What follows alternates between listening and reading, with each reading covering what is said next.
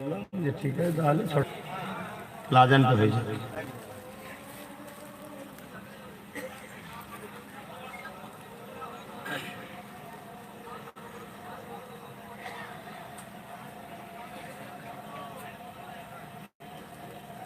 তুমি শুনে শুনে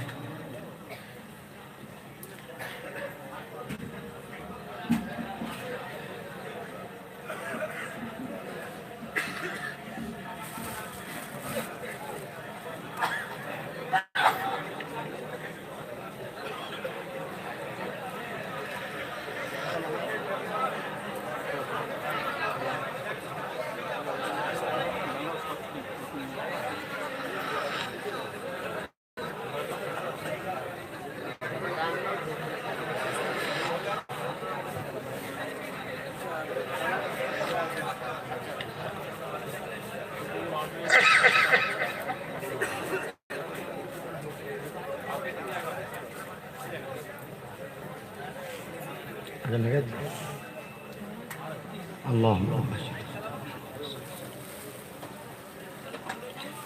দুরূদ শরীফ আল্লাহুম্মা সাল্লি আলা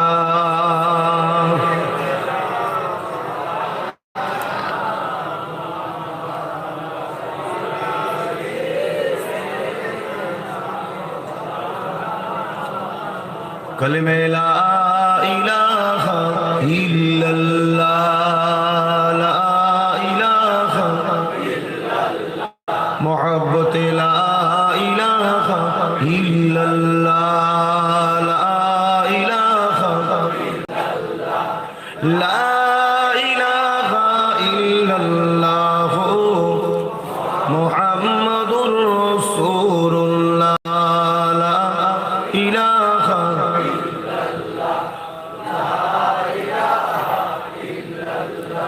لا إله إلا الله محمد رسول الله حسبي ربي جل الله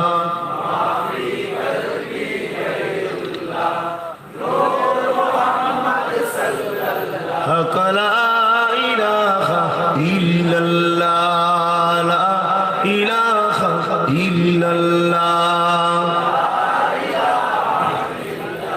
لا إله إلا الله محمد رسول الله الله الله الله الله الله الله الله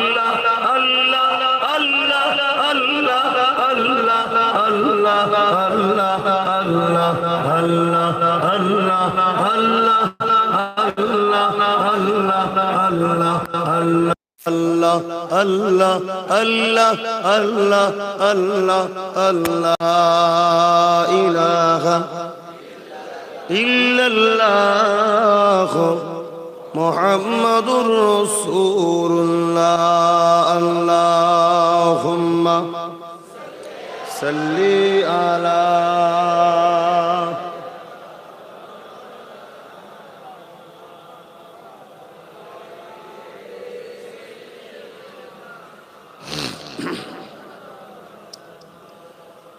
وقال الله تعالى في كلام المزيد الفرقان الحميد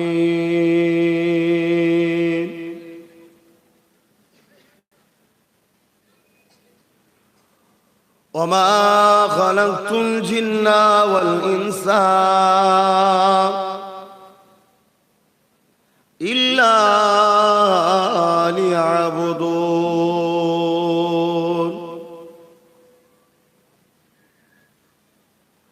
আমার আব্বা আমার ভাইয়েরা আমার আম্মা আমার বোনেরা ছোট ছোট বাচ্চারা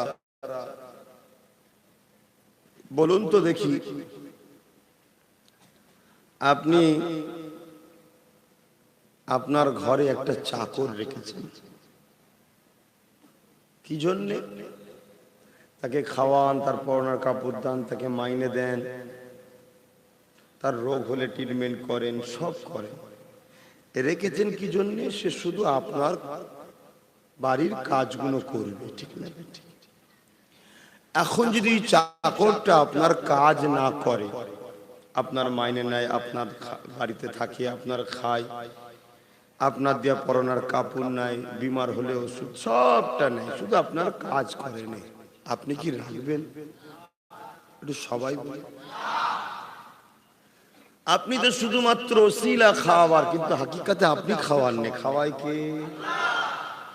এরপরও যদি আপনি না রাখেন, তাহলে আল্লাহ আপনাকে দুটো চোখ দিয়েছে, দুটো কান দিয়েছে, দুটো হাড় দিয়েছে, দুটো পা দিয়েছে, দুটো নাক দিয়ে নাকের ছিদ্র দিয়েছে, দুটো কিডনি দিয়েছে, খাওয়াচ্ছে আপনাকে, ইজ্জত দিচ্ছে আপনাকে, বাঁচিয়ে রেখেছে আপনাকে, নিঃশ্বাস দিচ্ছে আপনাকে, ধন দৌলত দিচ্ছে আপনাকে, কারবার করছেন, খদ্দের এনে দিচ্ছে, চাষ করছেন, ফল দিচ্ছে। সেই আল্লাহ আপনাকে সব দিয়ে কি বলেছে? যে তোরা আমার কাজ কর। আমার কাজ কি? ইল্লা লিয়াবুদুন, আমার দাসত্ব কর। অর্থাৎ তোরা কোনো মানুষের দাসত্ব করবি না, কারো কাছে মাথা নত করবি না, কারো কাছে চাইবি না, আমি যেটা অপছন্দ করি সেটা করবি না, আমি যেটা পছন্দ করি সেটা করবি, ঠিক না? যদি আমরা আল্লাহর পছন্দ করি, আল্লাহ রাখবে। যদি আল্লাহর অপছন্দ কাজ করি, আল্লাহ কি আমাদেরকে রাখবে? তাহলে বলুন। তাই তো আল্লাহ কোরআনে বলেছে, বান্দা যখন তোরা আমাকে ভুলে যাবি, আমার নাফরমানি কাজ করবি, আমি যেটা অপছন্দ করি সেটা তোরা করবি, আমি আল্লাহ তখন তোদের উপরে জালিম বাদশাকে বসাবো, বসিয়ে তোদের নাম নিশানা মিটিয়ে দেব।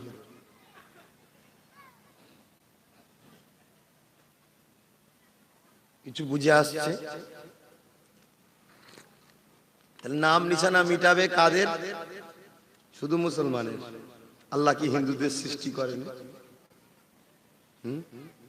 যারাই আল্লাহর অবাধ্য তাদেরই নাম নিশানা মিটাবে। একটু আমাদের বেশি মার হবে যদি বলেন, ও আল্লাহ আমি তো কমসে কম তোমাকে মানি। ওরা তো মানেই নেই, পাহাড় পর্বত গাছপালা সব উপাসনা করছে, আমরা তো তোমার ছাড়া কাউকে প্রভু বলে মানি না। কিন্তু আমার আল্লাহ বলেছে যে মুনাফেকের মার বেশি আছে। কিছু বুঝতে পারলেন? কেউ বললো আব্বাস সিদ্দিকী তোমাকে ভালোবাসি, আর ভালোবাসার লোক যখন ছুরি মারে আঘাতটা বেশি লাগে না? তোরা তো স্বীকার করে নিয়েছ আল্লাহ তোমায় মানিনি, আর আমরা বলছি মানি, অথচ আল্লাহর দুশ্মনী কাজ করছি, তাহলে আমরা মুনাফিকি কাজ করছি, জন্য মার বেশি হবে। কথা বুঝে আসছে? তাহলে আজকে ভারতবর্ষ জুড়ে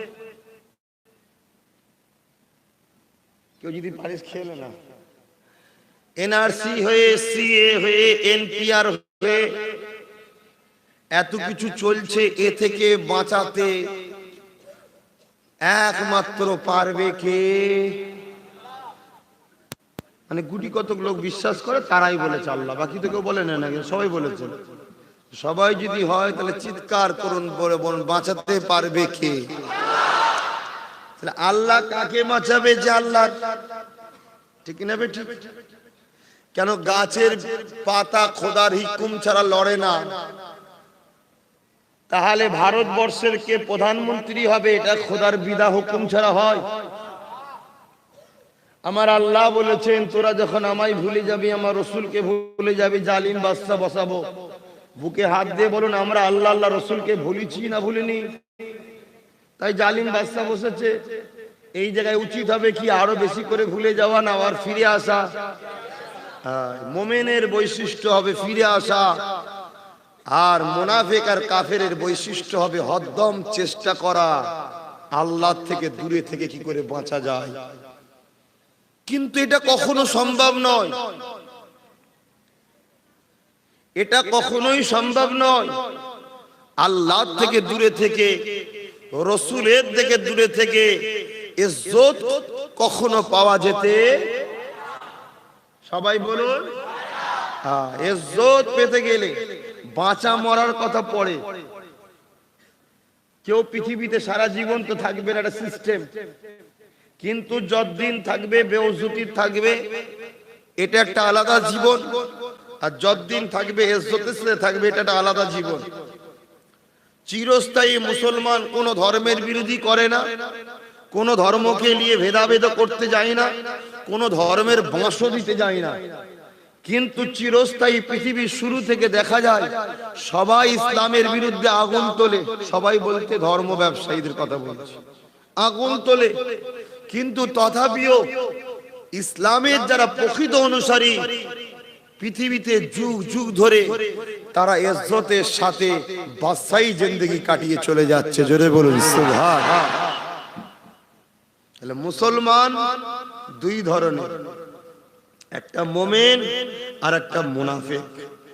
মুনাফিক মুসলমান কখনো ইজ্জত পাবে না, আর মুমিন মুসলমান কখনো বেইজ্জতি হবে না।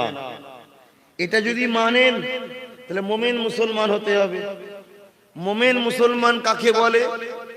যে নিজের একমাত্র লক্ষ্য মুহাম্মদ রাসূলকে করে। জোরে বলুন সুবহানাল্লাহ, অন্য কাউকে নয়।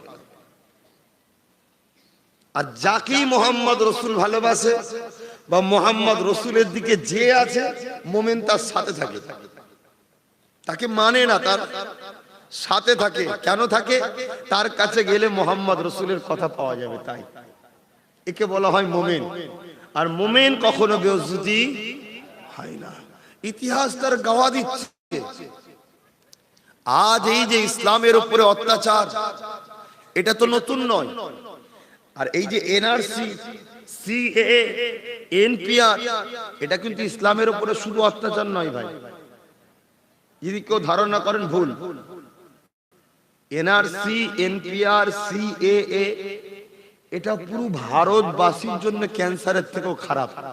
বিশেষ করে ভারতবাসীর গরিব সম্প্রদায়, সে হতে পারে মুসলমান, হতে পারে দলিত, হতে পারে হিন্দু, হতে পারে খ্রিস্টান, হতে পারে যে ধর্মেরই, গরিবের জন্য বড় ক্ষতিকর।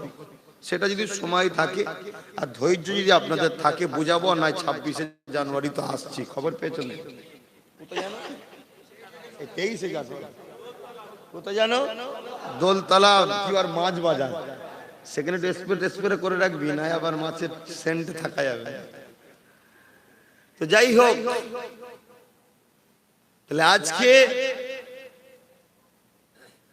এইটা ছাড়াও পৃথিবীর যুগে একদল অশুভ শক্তি, একদল সন্ত্রাস, একদল দেশদ্রোহী, একদল সমাজদ্রোহী, একদল মানবতা বিদ্বেষী, একদল মানুষ সরাতে দুপায়ে পশু, তারা যুগ যুগ ধরে শান্তির বিরুদ্ধে, মানবতার বিরুদ্ধে, অসহায়ের বিরুদ্ধে, গরিবের বিরুদ্ধে, মা বাপের বিরুদ্ধে, সত্যর বিরুদ্ধে, তারা সর্বসময় শয়তানের দিকে থাকে।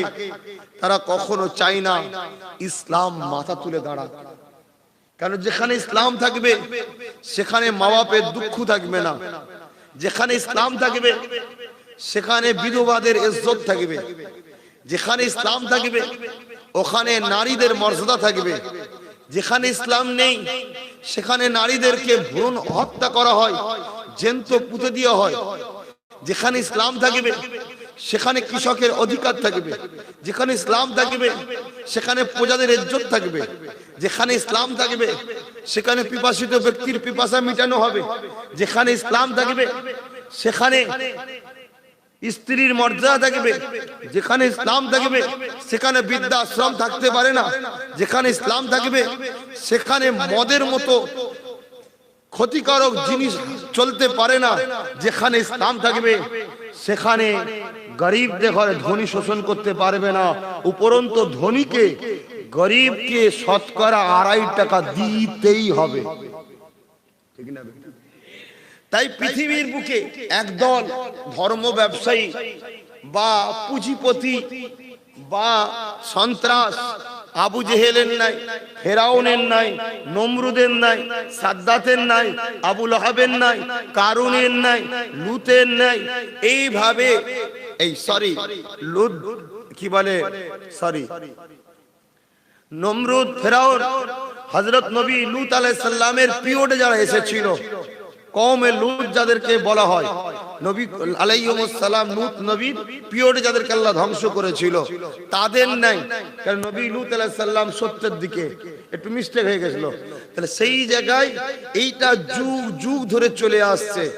হিটলারের নাই, মুসলিমের নাই, পৃথ্বীরাজের নাই, আজকে মোদি পেট মোটা মাথা ফুটা অমিত শাহর মতো যুগ যুগ ধরে একদল অশুভ শক্তি শান্তির বিরুদ্ধে, মানবতার বিরুদ্ধে, দেশের বিরুদ্ধে, অধিকারের বিরুদ্ধে, গরিবের বিরুদ্ধে, এটা যুগ যুগ ধরে চলে আসছে।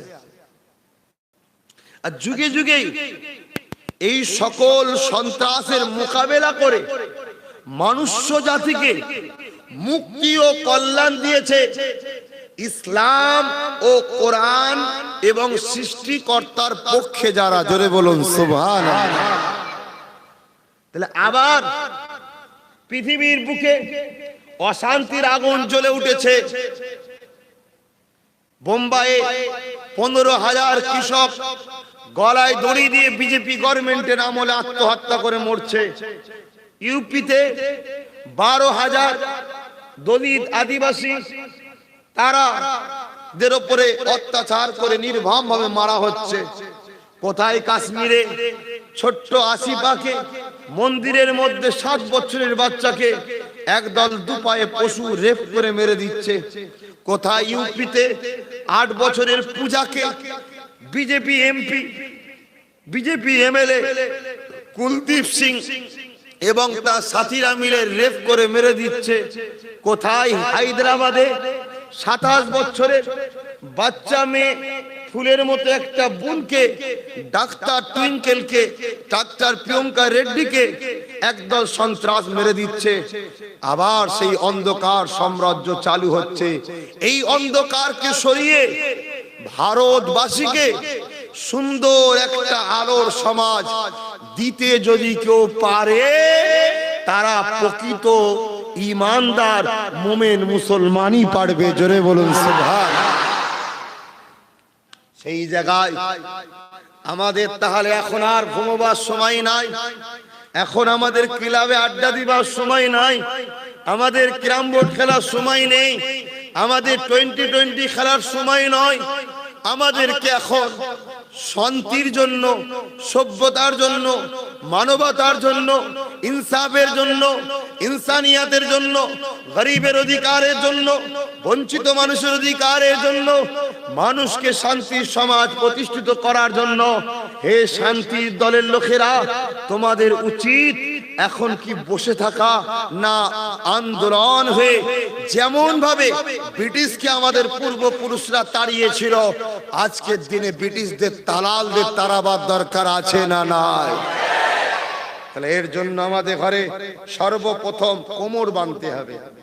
কোমর বাঁধাটা কি? আল্লাহ সাহায্য নিয়ে। কোমর বাঁধা কি? আল্লাহ সাহায্য ছাড়া কখনো তো কেউ ফাতে হয় না, ঠিক না বেটি? আর আল্লাহ সাহায্য কাদের উপরে হবে? যারা রাসূল পাক সাল্লাল্লাহু আলাইহি ওয়াসাল্লামের অনুসরণ করে চলবে, ঠিক না বেটি? আহারে, কখনো কি ভেবে দেখেছো এই দুটো চোখ কে দিল? কিন্তু এই দুটো চোখ দিয়ে আল্লাহ ওয়ালা ছাড়া সবাইকে তো আলহামদুলিল্লাহ দেখতে ভালো লাগে। শুধু দাড়িওয়ালা, টুপিওয়ালা, মোত্তাকি, পরেশগার আল্লাহ ওয়ালাদের পছন্দ হয় না। কি হয়? তাদের তো দেখতে ভালো লাগে না। এই আমাকে দেখতে ভালো লাগে তোদের? আমার তো মাঝে মাঝে চিন্তা হয়, মুখে দাড়ি ফাড়ি আছে বলে পছন্দ হয় নাকি, চেঁচে চুচে আসবে, প্যান্ট শার্ট পরে নাকি বলে।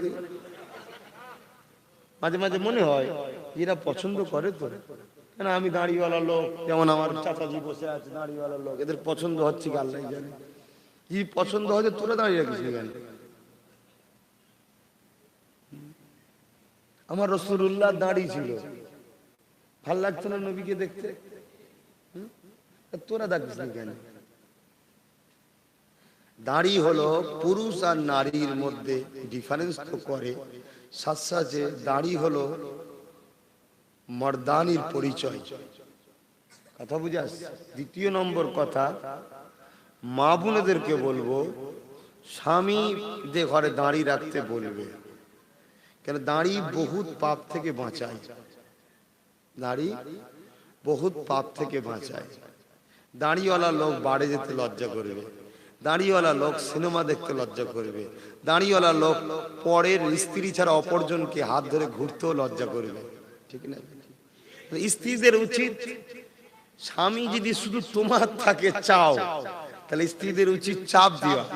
আর সেজে গুজেন বাছুর টাইপের হয়ে ঘুরলে অন্য মেয়েও ঝুল দেবে, কি তাহলে হতে পারে ফস করে ফসকে যেতে পারে, কি তখন কপালে নিজের জুতো নিজে মারতে হয়, আল্লাহ কি কাজ করলাম, বেশ চকচকে মতো লাগে বলে চাঁচতে বলেছিলাম, এতে একেবারেই চলে গেল। কি রে, খারাপ লাগছে না? দাড়ি মানুষকে কত সুন্দর বিপদ থেকে বাঁচায়, তোমরা রাখো না কেন? তোমাদের আব্বা গুণ আলহামদুলিল্লাহ এখন রাখছে না, তোমরা ভাবছো আমরাও আব্বার মতো হলে রাখবো করি। আসো, ফিরে আসো। কখনো কখনো নিজে নিজে ভাববে, কে তোমাকে এত সুন্দর সৃষ্টি করলো, দুনিয়ার কে কি বলবে ওটা দেখে আমার লাভ নাই। আমাকে যিনি সৃষ্টি করেছে তিনাকে রাজি করা, তিনাকে খুশি করা, এটাই হলো আমাদের প্রথম কাজ। কারো ক্ষমতা নাই তোমাকে দুটো চোখ দিতে পারে, কারো ক্ষমতা নাই তোমাকে দুটো হাত দিতে পারে, কারো ক্ষমতা নাই তোমার জবানে কথা দিতে পারে, কারো ক্ষমতা নাই তোমাকে দুটো পা দিতে পারে, কারো ক্ষমতা নাই তোমাকে সুন্দর সুন্দরী বানাতে পারে, কারো ক্ষমতা নাই তোমাকে যৌবন শক্তি দিতে পারে। এ যুবক যুবতীরা, এ আমার ভাইরা বোনেরা, আল্লাহ যারা অন্য কারো ক্ষমতা নাই তোমাকে এক সেকেন্ডের জন্য বাঁচিয়ে রাখতে পারে, তাহলে সেই আল্লাহ যাতে রাজি, সেটাই আমাদের করা সর্বপ্রথম দরকার, ঠিক না বেঠি? শুধু মুখে বললে হবে না, করতে হবে। চেষ্টা করো, চেষ্টা করতে করতে একদিন ফসকে যাবে, আবার চেষ্টা করো, দুদিন, 3 দিনের দিনে দেখবে আল্লাহ করে তুমি ঠিক খারাপ থেকে ভালো দিকে ফিরে আসছো। চেষ্টা না করলে হয়? আল্লাহ যদি আমাকে অন্ধ বানাতো, তাহলে আজকে আমার নাম হয়ে যেত অন্ধ হুজুর। কি লোক বলতো, ফুরফুরা থেকে সেই কানা হুজুরটা আসবে, বারেক আল্লাহ দুটো চোখ দিয়েছিল, তোদেরকে দেখতে পাচ্ছি, কে আমার ভাই কেমন মহব্বত করে না করে একটু দেখলো তো বুঝে যায় রে বাবা। এ যুবকেরা, আল্লাহ যদি দুটো চোখ না দিত, আমার আব্বাকে কখনো দেখতে পারতাম না, আমার মাকে কখনো দেখতে পারতাম না।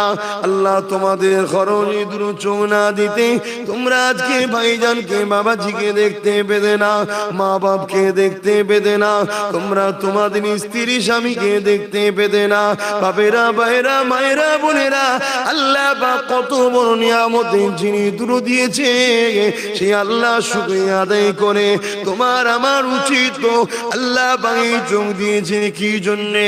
আল্লাহ নবী জানিয়ে দিল, কোন ছেলে যদি তার মায়ের দিকে মায়া ভরা নজরে তাকিয়ে থাকে, আর এটা আমার মা, আমি যখন ছোট ছিলাম আমার মা আমাকে কোলে করে নিয়ে আদর করত, রাত 12টা 1টা 2টো যখনই কান্দা, আমার মা আমার জন্য জেগে জেগে বসে থাকতো।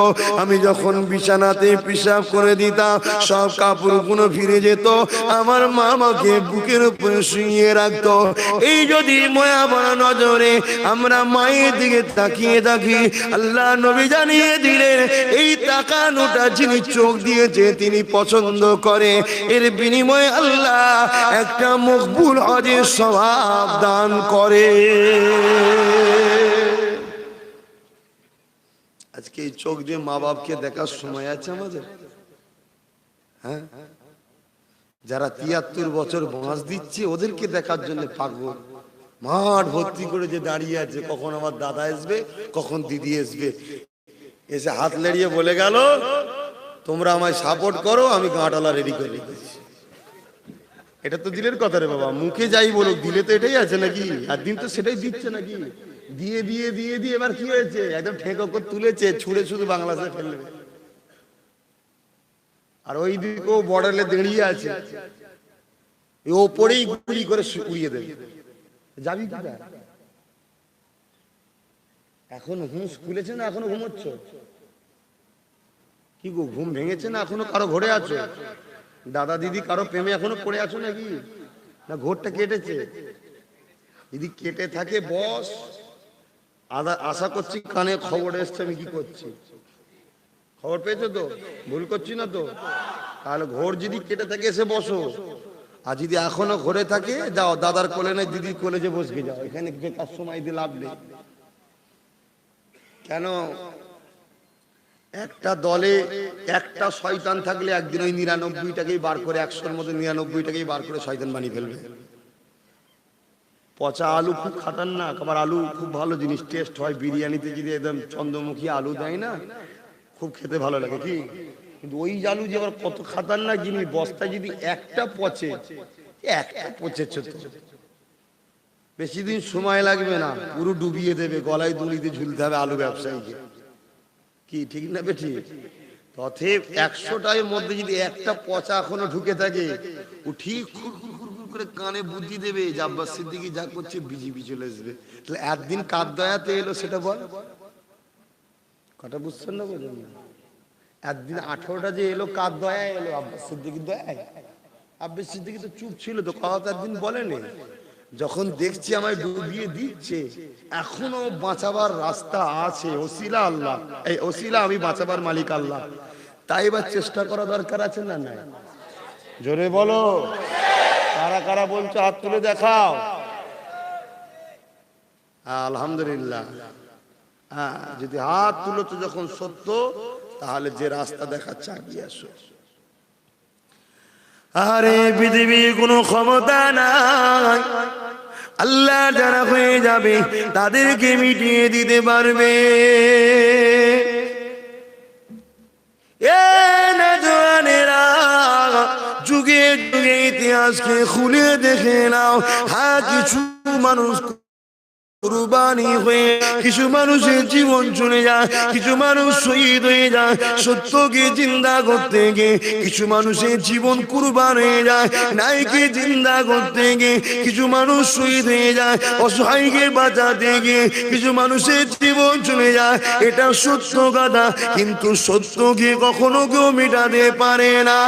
এ যুবকেরা, ইতিহাস সাক্ষী দিয়ে দেয়, এমন করে মুসা কালিমুল্লাহ যখন সত্যের দিকে দাঁড়ালো, গরিবের দিকে দাঁড়ালো, অসহায়ের দিকে দাঁড়ালো, ওই সময় ফেরাউন শয়তান, ফেরাউন সন্ত্রাস তখন মুসা নবী এবং তার সাথীদেরকে মারার চেষ্টা করতে লাগলো। এমন একটা জায়গায় এসে গেল, মুসা নবী তার সাথীদেরকে নিয়ে রাস্তায় রওনা দিয়ে চলে যাচ্ছে। এমন সময় দেখা যায় সামনে নদী এসে গেছে, আর পিছন দিয়ে ঘুরে দেখে ফেরাউন হাজার হাজার সৈন্য নিয়ে তরোয়ালকে আগে নিয়ে আসছে। মুসা নবী এবং তার সাথীদেরকে মেরে দেবে। সাথের মানুষেরা ভয় খেয়ে গেল। আল্লাহ পাকের নবী মুসা কালিমুল্লাহ, আমাদের বাঁচার আর কোনো উপায় নেই। মুসা নবী কি বলেছিলেন? কখনোই নয়, আল্লাহর যে হয়ে যাবে, আমার আল্লাহ ওয়াদা করেছে অবশ্যই তাকে আল্লাহ পাক কি বাঁচিয়ে দেবে।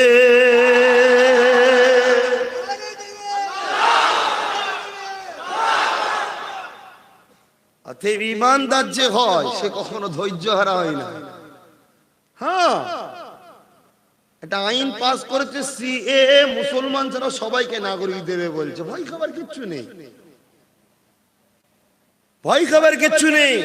তবে ঈমানদার হতে হবে, ঈমানদার হলে ভয় খাওয়ার কোনো ব্যাপার নেই। ঈমানদারকে ইচ্ছা করে নামাজ কাজা করবে না, নাচারে হয়ে যায় আলাদা কথা। ওই কিলাবে বসে আছি নামাজ হচ্ছে, ঠিক আছে হচ্ছে, হোক না, ও ঈমানদার নাকি? ওর কি ময়া দয়া নেই? যাহারে আমার মালিক যে বাঁচিয়ে রেখেছে, চ তাকে যে একটু রুকু সেজদা দিয়েছি আবার বসবো খুনি, সময় তো আছে। আজকে সে যদি আমায় বিছানায় ফেলে রাখতো, আমার যদি রোগে ফেলে রাখতো, তাহলে আমার এই মর্দানি সব শেষ হয়ে যেত। হানা চারে ঘুম ভাঙেনি ফজর বেলা, কাজে ছিল, গাড়িতে ছিল। নাচারটা আলাদা জিনিস। ওই খেলার নামে বাহানা দেবেন না, যেন আবার খেলতে নেমেছিলাম নাচা, পার্টি অফিসের মিটিং এ গেছিলাম, পার্টির মিটিং এ মাঠে বসছিলাম, সরে গেলেই দিদির মুখ দেখা বন্ধ হয়ে যাবে, এইসব নাচার দেখাবেন না। কথা বুঝছেন না, বোঝেন না?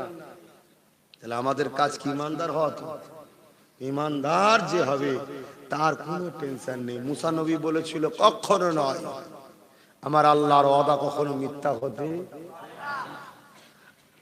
কি করেছিলেন আল্লাহ? ওই যে নদী, থাক ভাই আর ঘাটাঘাটি করেন থাক, ওই যে নদী নীল নদ পড়েছিল, বিশাল তুফান চলছে, ওই নদীর দিকে যখন আবার তাকালেন মুসা নবী দেখতে লেগেছে বিশাল একটা চওড়া রাস্তা, দুদিকে পানি একদম দিয়ালের নাই দাঁড়িয়ে আছে। জোরে বলুন সুবহানাল্লাহ। স্বাভাবিক পুকুর, নদী যাই বলেন না কেন, পানি ছড়িয়ে গেলে শুকায় না, একটু ভিজে কাদা মাথাও থাকে, কিন্তু পুরো শুকনো খড়খড়ে প্লেন একটা রাস্তা। পানি, ফেরাউন বলছে যখন এসেছিল, ফেরাউন বলছে এত সুন্দর রাস্তা এই এলাকায় কে করলো? তাহলে এই রাস্তা এক মুহূর্তের মধ্যে পানিকে দুদিকে দাঁড় করিয়ে দিয়ে একটা সুন্দর রাস্তা এক মুহূর্তের মধ্যে কে বানিয়েছিলেন? চিৎকার দিয়ে বলে। সেই আল্লাহ আছে তো? ক্ষমতা কি কমে গেছে? তাহলে ইমানদার ভয় কিসের? তবে ইমানদার ভুল করে না, ভুল করেছে বলেই জালিম এসছে। ইমানদারকে আল্লাহ পাক সজাগ করিয়ে দিচ্ছে, শুধরে যা। দেখবেন যে যাকে ভালোবাসে তাকে কখনো কখনো স্মরণ করিয়ে দেয় কথা, ঠিক না বেটি? তার রোগ দু ধরনের হয়। যখন ইমানদারের রোগ হয়, ইমানদার দেখবেন আরো বেশি বেশি করে আল্লাহকে স্মরণ করে। তো ইমানদারের জন্য রোগ হওয়াটা গজব নয়, রহমত। বলুন সুবহানাল্লাহ। আমরা রোগ হলে মন খারাপ করি, দরবুকা কোথায় গেলে। রোগ হওয়া ইমানদারের জন্য রহমত। এক তো গুনাহ মাফ হচ্ছে, আর একটা হচ্ছে অন্য সময় যদি একবার আল্লাহ ডাকতাম, রোগ হওয়া তো আল্লাহ গো, ওহ খুব কষ্ট হচ্ছে, আল্লাহ কি বলে না বলে না, একবার আল্লাহ ডাকলে 40টা নেকি হয়, সওয়াব বেশি হচ্ছে, জান্নাতের রাস্তা ক্লিয়ার হচ্ছে। জোরে বলুন সুবহানাল্লাহ। আর মুনাফিক আর কাফের হলে সে কি বলে? যত ফিতনা বালা মুসিবত আমার উপরে, আর কাউকে দেখতে পারেনি, ও আরো ধ্বংসের দিকে যাচ্ছে। কথা বুঝছেন না? তো মুসলমানের উপরে সবাই অত্যাচার করছে, আগেও করেছে, কিন্তু আজ বর্তমান আমার ভারতবর্ষে শুধু মুসলমান নয়, ৭৩ বছরের ইতিহাস খুলে দেখো, মুসলমানকে যেমন লুটেছে বাম, কংগ্রেস, টিএমসি, ঠিক তেমনি দলিত, আদিবাসী, এদেরকেও তিন জাতিকে ৭৩ বছর ধরে সবাই মিলে লুটছে। কি গো, ভুল নাকি? আওয়াজটা আসতে ঠিক করে বলুন, আমি ভুল বলছি? আর মুসলমান বিপদে পড়ার পেছনে কারণ হলো কি? আমার রসুলের কথা এরা অমান্য করেছে। কি কথা? আল্লাহ রসুল বলেছে, তোরা কিয়ামত পর্যন্ত তোদের লিডার হবে আমার খানদান কুরাইশ বংশের বাচ্চা। জোরে বলুন সুবহানাল্লাহ। তোমাদের লিডার কি? মৌলানা সিদ্দিকী, কুরাইশ বংশের বাচ্চা। তোমাদের রেকাত কে? সিরি ফিরাদ হাকিম। আপনি সিরি বললেন কেন? আমার কাছে ফটো আছে বাবা, নামের আগে সিরি লেখা আছে। এক কথা বুঝছেন না? কেউ দেখেছেন এখানে? কার কাছে আছে? কার কাছে আছে? আর কার কাছে আছে ফটোটা? হ্যাঁ, ওইখানে একজন বাইরে বলছে আছে। তোমরা কি করো? মোবাইল দিয়ে শুনে খারাপ লাগলো? তো যদি তোদের লিডার হয়, মার খেতে হবে না? তারপরে তোদের আবার লিডার কে? মসজিদে যাই, মন্দিরেও যাই, বিজেপির বিরুদ্ধে ভোট না দিয়ে ফিল্ম করতে যাই, তোদের লিডার। তোদের উপরে গজব হবে না? আল্লাহ রসুল কি বললেন? হে আমার উম্মতেরা, ততদিন তোরা মাথা তুলে বাঁচতে পারবি। আমার যদি কথা ভুল হয়, কেউ যদি উলামা আছেন, ওখানে দেখতে পাচ্ছি অনেকে রয়েছেন, দাঁড়িয়ে গিয়ে বলবেন আব্বাস সিদ্দিকী আপনি ভুল বলছেন, আমি ঠিকটা শিখে নেবো। আর যদি ঠিক বলি উলামা হযরতদের বলবো, সমালোচনা না করে আসুন। ক্যাম্পে গিয়ে থাকতে হবে এক জায়গায়, বউ থাকবে আর এক জায়গায়। মনে রেখে দিও, একটা বাথরুম 200 জন লাইন দেবে। সকালে বাথরুমে যদি লাইন দাও 200 জনের পরে 16 ঘন্টা পরে তোমার নাম আসবে, ততক্ষণ কাপুর কি থাকবে বুঝতে পারছো তো? চিকিৎসা থাকবে না, সেবা থাকবে না, তখন শুধু বুক চেপড়েছে বলে আল্লাহ মরণ দাও মরণ দাও। কেন? গলায় দড়ি দিয়ে মরলে প্রিয় দিন কোনোদিন জান্নাত দেখতে পাবেন, এটা হারাম মরণ হবে। অতএব সেই যখন মরতে হবে, হে মুসলমান, হে আমার দেশবাসী, দলিত আদিবাসী, আজ আমি ডাক দিয়েছি, আগিয়ে আসো। বীরের মতো মরতে চাই। 50 বছর জীবন যাপন করার থেকে 50টা ঘন্টা সিংহের মতো ইজ্জতের সাথে মরতে চাই, ঠিক না বেঠি? তাহলে এর জন্য লড়াইয়ের দরকার আছে না নাই? আমরা যদি বীরের মতো মরতে পারি, তাহলে আগামী 100-200 বছর যত দুনিয়ায় সন্তান আসবে, তারা ইজ্জতে রুটি খাবে, মাথা তুলে বাঁচবে। আর আমরা যদি কাপুরুষের মতো মরি, মরতে তো হবে রে বাবা। আজ নাই কাল তো মরবি নাকি? তোরা না বেশ থাকবি সারা জীবন? আমার তো মাথায় ঢোকে না, তোরা যেভাবে বাঁচার শখ করি যেন মনে হয় জীবনে তোদের মরণ হবে না। আর যদি কাপুরুষের মতো মরিস, তোদের বাচ্চাগুলো ছোট ছোট সব বসে আছে, এগুলো বড় হয়ে তোদের ঘরে গাল দেবে, তোদের কবরে গিয়ে লাথি মারবে, শুনছিস? আর আদিবাসী দলিত ভাই, তোমাদেরও পূর্বপুরুষ ছোট ছোট বাচ্চারা তোমাদের ঘরেও গাল দেবে যে কি করে গেল আমাদের জন্য। কথা বুঝে আসছে না? অতএব দিন এসেছে ঘুমিয়ে থাকার আর নয়, আর কোনো বেঈমানের পিছনে দাঁড়াবার নয়। এবারে আওলাদের রসুলের পিছনে দাঁড়াবার সময় এসেছে। এই ভুলটাকে স্বীকার করে নিয়ে আগিয়ে আসো। কি আসবে? হ্যাঁ, আবার তো কালকে কেউ 2000-এর নোট দেখাবে।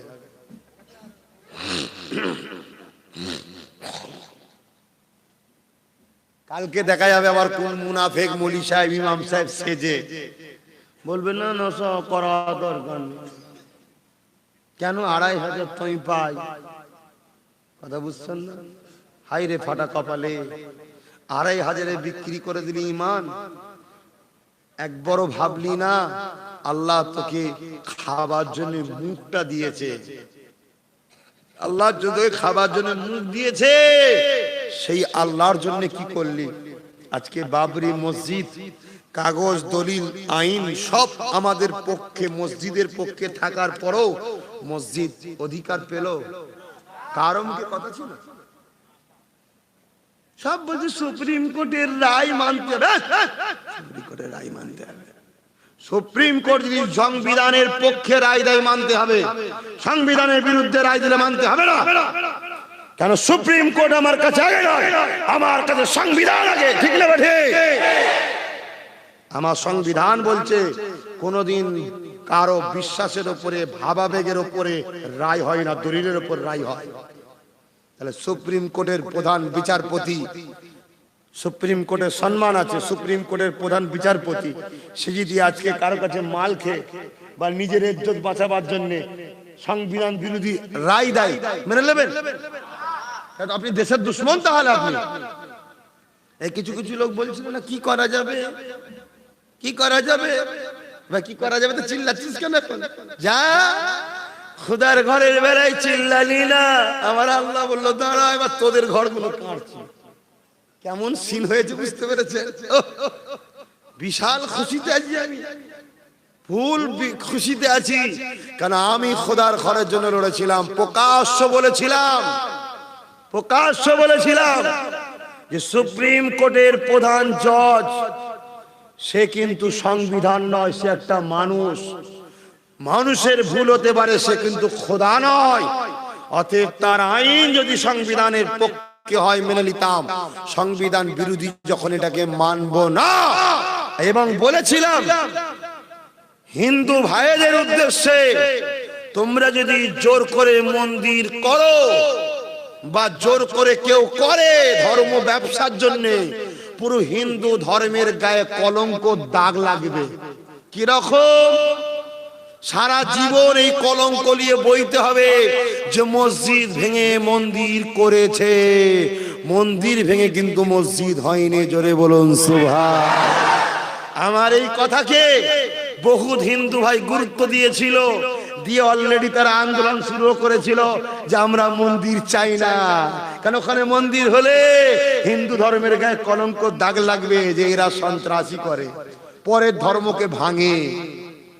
সঙ্গে সঙ্গে বিজেপি দেখলো রে মন্দির দেখিয়ে তো আমি ভোট নেবো, ওরাই তো বলছে করবো না, সঙ্গে সঙ্গে বলছে এনআরসি। মানুষের ব্রেনকে ঘুরিয়ে দিল। কথা বুঝছেন না? ব্রেনকে ঘুরিয়ে দিল। অতএব নিজের ঘরের দরজায় লাথি মারলে গায়ে লাগে না, আর আল্লাহর ঘরের যখন বেইনসাফি হলো তখন কষ্ট হয় না? খোদার গজব দেখেছো তো এবারে, থালা সামলা। আর যে সকল বাচ্চাগুলো আহলে সুন্নাত ওয়াল জামাতের সাথ দিয়েছিস, তোদের কোনো চিন্তা করতে হবে না, আমি কথা দিয়ে গেলাম, তোদেরকে আমার আল্লাহ বাঁচাবে, কোনো টেনশন করতে হবে না। কথা বুঝে আসছে? কেন তোরা সর্বসময় আল্লাহর ঘরের জন্য লড়িস, তোরা চুচুড়াতে গিয়েও খোদার ঘরের জন্য অনেকে লড়েছিলিস না? তাই আমি বলি এখনো যারা বাদ আছো আগিয়ে আসো, আমার সাথে আসো, আমাদের আওয়াজ অন্যরকম। পাখার হাওয়া খেতে মন গেলে ডান্ডি ধরে ঘোরাতে হয় না, সুইচ দিতে হয়। কথা ঠিক না বেটি? অতএব শান্তির সাথে বাঁচতে গেলে আল্লাহকে সেজদা দিতে হয়, আল্লাহকে খুশি করতে হয়, আল্লাহর হয়ে কথা বলতে হয়, হক কথা বলতে হয়, সত্য কথা বলতে হয়। অটোমেটিক ওপর থেকে আল্লাহ শান্তি পাঠাবে। কোনো মায়ের লাল নাই তোমায় কিছু করতে পারবে। আজকে আমার কথা ভেবে দেখো তো, আমার মতো এইভাবে বাংলায় কেউ সাহস করে বলতে পারছে? আজকে সব তো চুপ, তোমাদের সব নেতাগুলো কোথায় গেল? 10 বছর 15 বছর 20 বছর ধরে তোমাদের ওখানে খেলছিল, কোথায় তারা? এই কথা খারাপ লাগছে নাকি? কই এই বাপ, সময় নেই, তাড়াতাড়ি সরাই, তাড়াতাড়ি সরাই, তাড়াতাড়ি সরাই, তাড়াতাড়ি সরাই। খারাপ লাগছে নাকি আলোচনা? তাড়াতাড়ি সরাই। দরুদ শরীফ আল্লাহুম্মা সাল্লি আলা।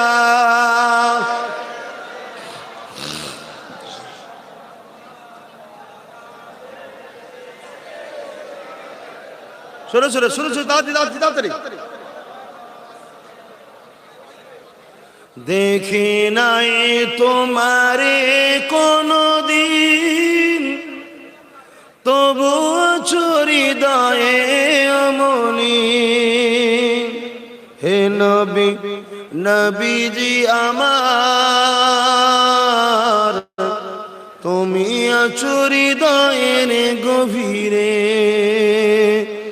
তুমি আছো হৃদয়ের গভীরে। ভুলবো তোমায় বলো কি করে?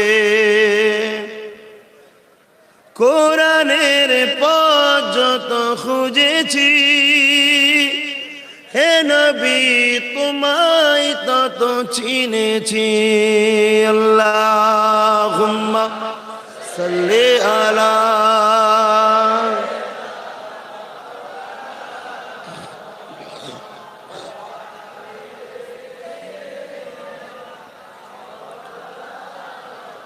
আমার আব্বা ভাইরা, আমি কাউকে ছোট করছি না, কিন্তু বুঝাতে চাইছি, যারা 10 বছর 15 বছর নিয়ে তোমাদের খেলা করছিল, তারা সব কই? এই শোনো না, তারা কই? দুটো কারণে চুপ করে গেছে। এক হচ্ছে এতটা খেয়ে আছে তো, বুঝতে পারছেন না? এতটা তো খেয়ে আছে, কথা বললা যাবে না তো। এই তোকে অনেক দিয়েছি, তুই কেন কথা বলছিস? চুপ করে থাক। ও আচ্ছা। আর একটা হচ্ছে তাদের মূল টার্গেট ছিল এই কমকে বোকা বানাবার। এখন যুবক ছেলেরা কিন্তু টার্গেট করতে শিখে গেছে, যে কি ধরনের কথা বলছে দেখতো, ভুল হলেই ধরছে। এই ভয়েতে তারা চুপ করে গেছে। কথা বুঝছেন না? বুঝেন না? কিন্তু আমি আপনাদের সবাইকে বলছি, যে বা যারা আগে খেলেছিলেন করেছিলেন তাদের উদ্দেশ্য বলছি, মানুষ মাত্র ভুল হতে পারে, খেয়েছেন না খেয়েছেন যা করেছেন ভুল হতে পারে, সব তওবা চিল্লা করেন। আসেন এখন ফুরফুরা শরীফ আহলে সুন্নাত ওয়াল জামাতের পাশে দাঁড়ান, আসেন আপনাদেরকে খুলে আম দাওয়াত দিচ্ছি, সম্মান ইজ্জতের মর্যাদার জায়গা দেবো, তবে দুটো জিনিসকে ত্যাগ করে আসেন। একটা হচ্ছে হারাম খাওয়ার শখটা বন্ধ করে আসেন, দ্বিতীয় হলো মুনাফিকি করার স্বপ্নটা আর দেখবেন না, তাহলে কিন্তু কেচড়ে পুঁটা বার করে ফেলবো বলে দিয়ে গেলাম। কেন এখন খুব সূক্ষ্ম জায়গায় আমরা দাঁড়িয়ে আছি, এই জায়গা থেকে যদি একবার ঠকে যায় আমার কওম, এই কওমের উপরে কি হবে শুনে রেখে দাও। মায়ানমারে যেটা হয়েছিল জানো তোমরা, চোখের সামনে ভাইয়ের কানে বন্দুক রেখেছে, ভাইকে বলছে চোখ খুলে তোর বোনের রেপ হচ্ছে দেখ। কত বড় সন্ত্রাসীরা বৌদ্ধ ধর্মের কিছু লোক ছিল, সবাই নয়। যেটা হয়েছিল স্পেনেতে 800 বছর মুসলমান রাজত্ব করেছিল। আজকে স্পেনে যত বড় বড় মসজিদ দেখবেন, যত বড় বড় কোর্ট দেখবেন, যত বড় বড় থিয়েটার সিনেমা হল দেখবেন, ওই সবগুলো কিন্তু মুসলমানদের মসজিদ আর মাদ্রাসা। তুমি মসজিদ তৈরি করছো, ইমাম সাহেব নামাজ পড়ছেন, আপনারা টাকা দিচ্ছেন, এই মসজিদকে কালকে ভাঙবেন এর কি মানে আছে? এই মসজিদকে বাঁচাবার জন্যই তো আব্বাস সিদ্দিকী 2016 থেকে বলে আসছে, হে মুসলমান তোমরা তো কখনো কারো মন্দির ভাঙতে যাও না, ঠিক না বেঠিক? কারো শখ আছে কি মন্দির ভাঙার? এই জোরে বলে আছে। যখন বাবরি মসজিদকে রায় দিল যে রাম মন্দির হবে, বাংলাদেশের একজন বক্তা, মুখে দাড়ি মাথায় টুপি, ওই বক্তা বক্তব্য দিতে গিয়ে বলছে যে বাবরি মসজিদ যদি হিন্দুরা দখল করে, আমার বাংলাদেশে যত মন্দির আছে ভেঙে সব মসজিদ করে দেবো। তাহলে সুবহানাল্লাহ বলবেন কেন? যাত্রীকে সব মন্দিরগুলো মসজিদ হয়ে যাবে, খুশি নাই? বগল বাজাও হাততালি দাও। তাহলে ও কি মনে হয় মুসলমান? ও আমার জাতের শেষে আমাদের ঘরে ফাঁসিয়ে দিল, এমন একটা কথা কমেন্ট করলো। দেখা যাবে ওই কথাটাকে বলার জন্যই মুনাফিক বা সন্ত্রাসরা ওকে হয়তো 2 লাখ টাকা দিয়েছিল, যে তুই শুধু ফাঁস করে কথাটা বলে দিবি, তারপরে তোকে ট্যাকেল করে দেবো, ওই কথাটাকে সামনে রেখে দেশময় ঘুরিয়ে দেবো, দেখো মুসলমানরা মন্দির ভাঙার কথা বলছে। এ হতে পারে না, পারে না। তাহলে এই জায়গায় হিন্দু ভাইদের উচিত বুঝা যে মুসলমান কাকে বলে। দাঁড়িয়ে থাকলে যে মুসলমান হয়, রবীন্দ্রনাথ ঠাকুর তো ডবল মুসলমান, আমার থেকে বড় বড়। পাগড়ি থাকলে যে মুসলমান হয়, শিখ পাঞ্জাবিরা তো বিশাল বড় বড় মুসলমান। আমি তো এখনো কোনোদিনই পাগড়ি পরিনি, সে বিয়ের সময় একবার পড়েছিলাম। কথা বুঝছেন না? আবার পড়তে গেলে তাহলে আবার ওই দিকে যেতে হবে। কথা আয় দেখ হাস, আবার এইখানে কি বলতে আবার করতে হবে? কি বলছি? কই দেখি মুখটা তোমারই আগে দেবো, দাঁড়াও। ওই তোমার পিছনেরটাই, ওই চাচাকেই দেবো আগে। আগে ঠেলা তুমি দুটো সামলাও না, তারপরে আমার ঘাড়ে চাপাবে তুমি। একটালি মাথা খারাপ হয়ে যাচ্ছে সব। এই কোচিরা খারাপ লিখছেন নাকি? একটু করে কি করব, দিন রাত তো চিল্লাতে হচ্ছে, আর দিন রাত নানান টেনশন চাপেলে ঘুরছে। একটু তোমাদের ঘাটে পেট হাসি খুশি করছি, কারো আবার ভেতরে কষ্ট হচ্ছে না তো? কেন হুজুরের ছেলেরা হাসলে অনেকের বুক ফেটে যায়। ওরা চাই হুজুর ভিক্ষার বাটিতে ঘুরবে, আল্লাহর রাস্তায় 1 টাকা দে না বাবা, আল্লাহর রাস্তায় 1 টাকা। ওরা বিরাট খুশি। এমন কিছু আছে?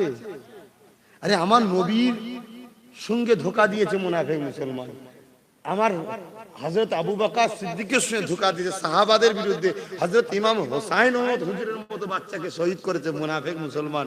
তুমি কি ভাবছো সব মুসলমান আমার পক্ষে?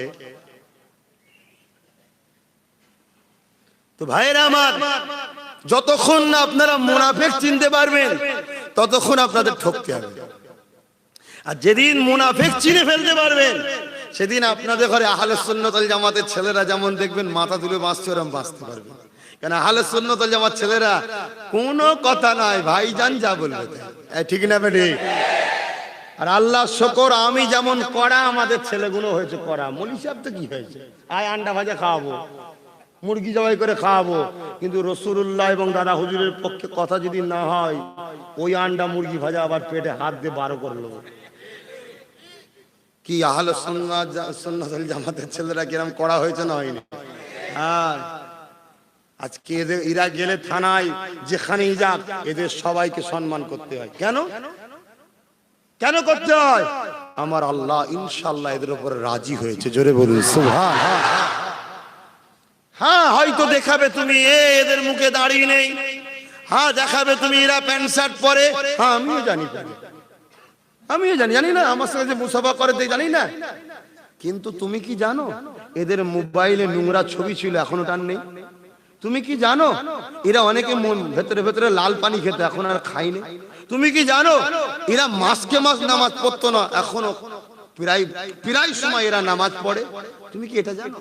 তাহলে আল্লাহ কার অনেকটা পরিবর্তন হয়েছে, তো আস্তে আস্তে আরো হবে। তুমি কাটিয়ে দিচ্ছ কেন? দেখো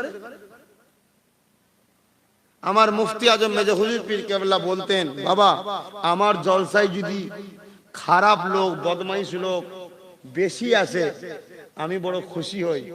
কেন?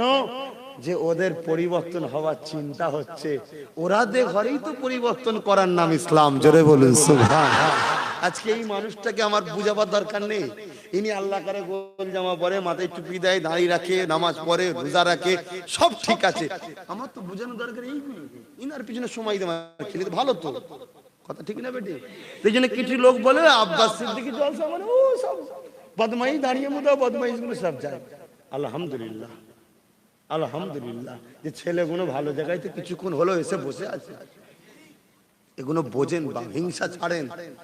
এখন যে কথা বলছি সেটা মন দিয়ে শোনেন, আগিয়ে আসুন সবাই। ইমাম সাহেব, উলামা সাহেব, বিভিন্ন সংগঠনের যারা ছিলেন সবাই আগিয়ে আসুন। আমি ডাক দিচ্ছি, ওপেন ভাবে ডাক দিচ্ছি, আসুন আসুন। 2500 টাকায় ইমাম সাহেবরা বিক্রি হবেন না। একটা বার আব্বাস সিদ্দিকীর কথা শুনে আগিয়ে আসুন। আমি কথা দিয়ে যাচ্ছি, প্রত্যেকটা ইমাম 20,000 টাকা করে আমি মাইনে করিয়ে দেখিয়ে ছাড়বো, জবান দিয়ে গেলাম। তোমরা যদি ইমাম সাহেবরা যদি আমার সাথ দাও, এরপরও কারো যদি মনে হয় যে না আমি তো সাথ দিতে পারছি না, তা নাকেও বলবো আল্লাহর রাস্তায় চুপ করে যাও, চুপ করে যাও, আমার সাথ দিতে হবে, চুপ করে যাও, বিরোধিতা করুনি। কেন? হতে পারে আমি যে গাছ লাগাচ্ছি রহমান রহিম তো এই গাছকে বড় করছে, ঠিক না বেটি?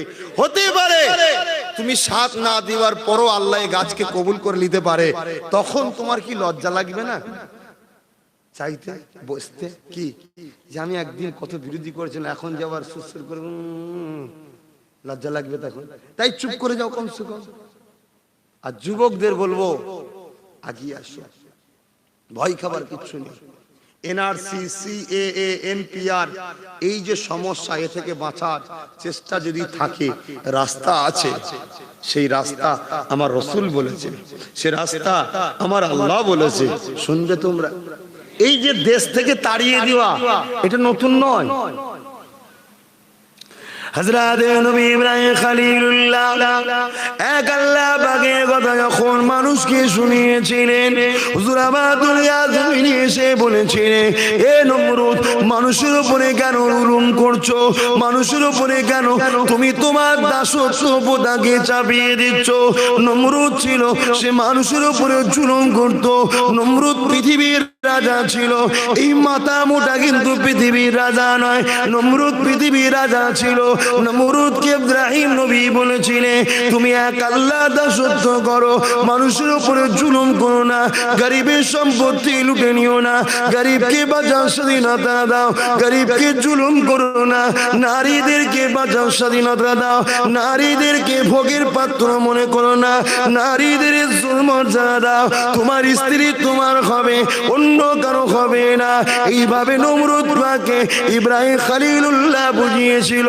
এ যুবকেরা, বারা তরুণীরা, তৎকালীন সময় যারা গরিব ছিল, তৎকালীন সময় যারা মুসলিম ছিল, তৎকালীন সময় যাদের উপরে অত্যাচার হতো, সেই সকল মানুষেরা ইব্রাহিম নবীর কথা শুনে শান্তি পাবার আশায় ইব্রাহিম নবীর কাতারে এসে এক আল্লাহকে আল্লাহ বলে মেনে নিয়ে ইব্রাহিম নবীকে শিক্ষক বলে, উস্তাদ বলে, নবী বলে, রসুল বলে, পথ প্রদর্শক বলে মেনে নিয়েছিল। নমরুদ দেখতে লেগেছিল ইব্রাহিম সত্যবাণী দিচ্ছে, আমার দিক থেকে চলে যাচ্ছে, ইব্রাহিমের দিকে এলো, তাই ইব্রাহিমকে মারতে হবে। এ যুবকেরা, তরুণেরা, বিশাল আগুন তৈরি করেছিল, এত আগুন তৈরি করেছিল ইব্রাহিম নবীকে আগুন জ্বালিয়ে ফেলবে, আগুনের কাছাকাছি যেতে পারছে না। অনেক বড় কথা মেন জায়গা বলছি, তাই এমন করে দুলনা তৈরি করে, চরকি তৈরি করে, দূর থেকে টেনে নিয়ে ইব্রাহিম নবীকে ফেলে দিল। আমার আল্লাহ কি জানিয়ে দিয়েছিলেন, এ আগুন আমার ইব্রাহিমকে স্পর্শ করবি না, আমার ইব্রাহিমের জন্য ঠান্ডা হয়ে যা, এমন ঠান্ডা হয়ে যা আমার ইব্রাহিমের যেন কষ্ট না হয়। খুব ঠান্ডাতে তো কষ্ট হয়, 1 মাস ধরে আগুন জ্বলেছিল। আগুন ঠান্ডা হয়ে যাবার পরে সবাই খুশিতে আনন্দে, শয়তানেরা চতুর্দিক দিয়ে এসে আনন্দ করতে লেগেছে। ইব্রাহিম মারা গেছে, আমাদের বিরুদ্ধে কথা বলার আর কেউ থাকবে না, আমরা গরিবকে আবার লুটবো, গরিবদেরকে এক করার কেউ থাকবে না। ওই সময় তারা নিজের চোখে দেখেছিল আমার আল্লাহ যাকে মাথায় কেউ মিটাতে পারে না। ইব্রাহিম নবী ওই আগুনের মধ্যে জান্নাতি খানা খেতেছিলেন।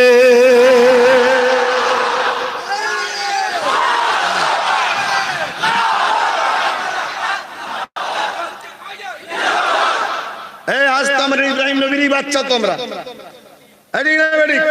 হাত তুলে বলো ঠিক না বেটি? তাহলে আমাদের ঘরে যখন মারবে, আমার বাপকে যিনি বাঁচিয়েছে তিনি আমাদের বাঁচাবে না? কিন্তু আমার বাপ যেমন তেনার হয়েছিল, তিনার মতো তো হতে পারবো না, একটু তো হওয়া দরকার রে বাবা। ছেলে বলে পরিচয়টা দিতে পারবো কি, তাই টেনশন হচ্ছে। তো বাপ বেটাই তো চেনা যাবে না। তো ফিরে আসো আল্লাহর দিকে, রসুলের দিকে। কি গো যুবকরা, আসবে? কাল থেকে যদি কেউ ডাকে চ ঝান্ডা ধর, মিটিং আছে, মিছিল আছে, জব কার্ডের টাকা দেবো, ইন্দিরা আবাসনের ঘর দেবো, বলে ওটা আমার প্রাপ্য, এমনি এমনি দে, যেতে পারবো না, এমনি এমনি দে, ঠিক না বেটি? কারণ ওটা তো আমার পাওনা রে বাবা। আমি যদি গিয়ে পাই, ভাড়া খাটা হলো তো, তুই দিলি কি আর দিন ধরে? আমি ভাড়া খেটেছি তাই দিয়েছিস, তুই আমায় কি দিয়েছিস বল দেখি? কেউ আমাদের কিছু দেয়নি, খেলেছি ভাড়া দিয়েছে, খেলেছি ভাড়া দিয়েছে, কিন্তু আমার যেটা প্রাপ্য আছে, ভারতের সংবিধান বলছে অন্ন, বাসস্থান, বস্ত্র এবং কি বলে শিক্ষা, এই 4টে জিনিস তো আজ পর্যন্ত কেউ দেয়নি। তো আমরা খেটেছি, আমাদেরকে ভাড়া দিয়েছে। 1 বিঘে জমি চাষ করলে যেমন লোক টাকা দেয় না, যে মালটা কেটে দেবো, জমিটা কেটে দেবো, কি বলে চষে দেবো, এত টাকা। তা আমরা এদের হয়ে ঝান্ডা করেছি, 150 টাকা দিয়েছি। কলকাতায় গিয়ে জমা করেছি, 1 প্লেট বিরিয়ানি খেয়েছি। কি খেয়েছো? তো মরা চিকেন টিকেন, বিসমিল্লাহ বিসমিল্লাহ বলেই নি, হয়তো আল্লাহ জানে কি খেয়েছে সব। আল্লাহর রাস্তে বলি, নিজেদের জন্য বাঁচতে যদি নাও চাই, বাচ্চাগুলোর মুখের দিকে তাকা। আমার ভাইয়েরা, তোদের কাছে হাত জোর করছি, এই বাচ্চাগুলোর মুখের দিকে তাকা, দেখি আব্বাস সিদ্দিকী যে রাস্তা দেখাচ্ছে, আগিয়ে আই ভাই। আমি বেঈমান নই ভাই, আমি বেঈমান নই। আমার পীর মুজাদ্দিদ জামান তোদেরকে যেমন বাঁচাবার চেষ্টা করে লড়েছিল, তোর বাপ দাদরা মুজাদ্দিদ জামানের সাথ দিয়েছিল বলে আজ দুনিয়াতেও তারা মাথা তুলেছিল, আজ কবরেও তারা জিন্দা আছে ইনশাআল্লাহ। আজ আমি তোদেরকে বুঝাচ্ছি, আয় আমার যুবক ভাইয়েরা, আব্বা মা ভাই বোন, ইমাম আলেম উলামা সবাইকে বলছি, আসেন আসেন।